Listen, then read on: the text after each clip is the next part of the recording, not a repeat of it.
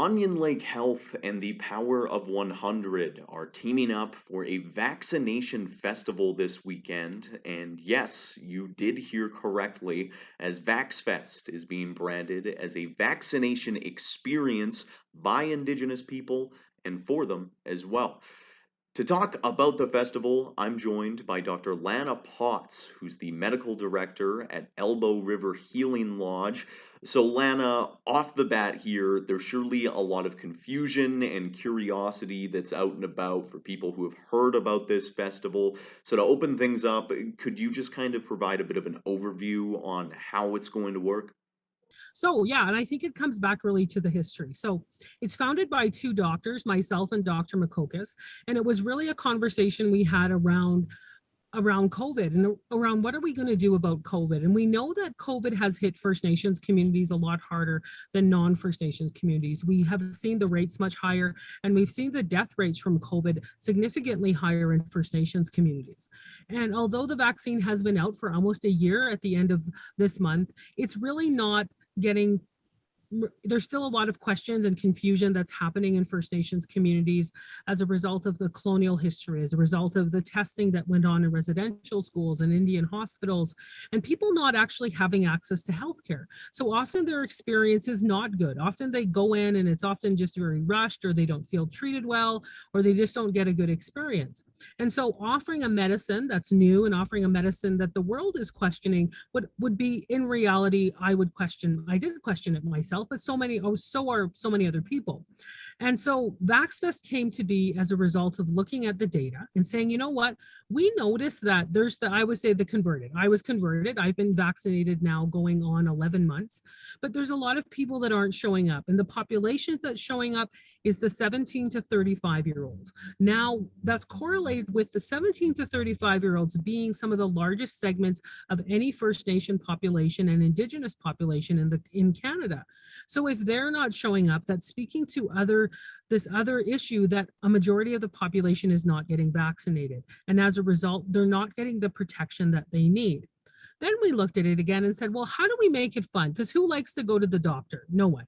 Who likes to get a needle? No one. So we decided to create a really fun festival feel, and we call it kind of Coachella meets a vaccine clinic. So we have fun, we have music, we have food, we have a very festival like experience to create a good healthcare experience. So when you come in, it's led by Indigenous people, myself, Dr. Makokis, and other Indigenous leaders and allies. It's actually done rooted in community. So each festival looks a little different. We have leaders, we have food, we celebrate, we sing songs, and it comes back to protecting our community. When you look at our logo, the Power of 100, the logo is actually buffaloes that encircle smaller buffaloes or encircle the calf. And it's rooted in our teachings as Prairie First Nations people around what buffalo do. So buffalo are one of the few animals when there's a storm, they don't retreat. They don't go, retreat back. They actually will walk into a storm. And when there's a threat, they turn towards the threat to protect their young.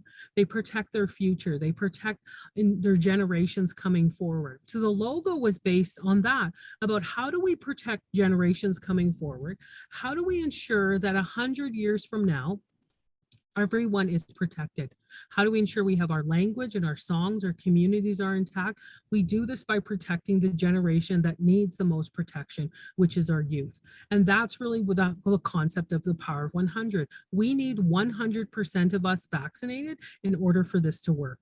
And so we're doing it in a very gentle way, in a fun way, and really just doing it off based on the good work that's being done with awesome vaccine clinics, people just giving their all, but it's just adding one more layer. And it's truly targeted towards those who want a different experience with vaccines, but creating healthcare as being fun. Because I think it's fun. I do it every day. And with an event like this, there's naturally going to be some element of scrutiny. So, for people who might find that the festival is inappropriate or perhaps disrespectful to health measures, what do you have to say to them? So I've been a part of really mass vaccination clinics for the last year. And I can say that the ones I've been a part of, there's never been an outbreak. So the idea is being COVID safe, exceeding current health measures, ensuring everybody there who is doing the vaccinations are vaccinated, providing, social distancing and masking and hand washing. We do all that. So although we say, yes, we can do 1,000, we're not bringing 1,000 people at once. It's actually controlled crowds through. The goal is to create a safe space, but still being able to make the element fun. And of course, there's going to be people who are concerned, and we invite those people to be concerned because we want good information given, whether it's concern about the vaccine, concern about how this is going to roll out. We want to be able to show and demonstrate we can do things safely, and we can help people get vaccinated in a way that's, we call, very culturally safe, very driven by the community for the community. And heading into this weekend, then, what kind of response have you seen within the Onion Lake community so far?